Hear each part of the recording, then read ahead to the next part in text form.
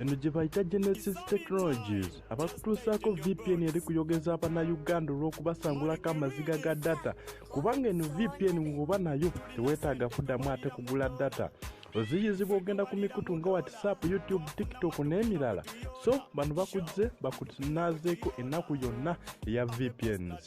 kubanga eno egaba unlimited data okikozesa leero enkya na luli paka gwe lwennyini lw'ogikowa ku mutwalo gumu mwene sulukumi zokka. WhatsApp nga namba eri ku screen oba gikubeko genda sobola okuba nti weefunira data ku mutwalo gumu mwene sulukumi but ekola nnyo ng'oli ku WhatsApp ngamba namba eyo. Eno VPN egaba unlimited data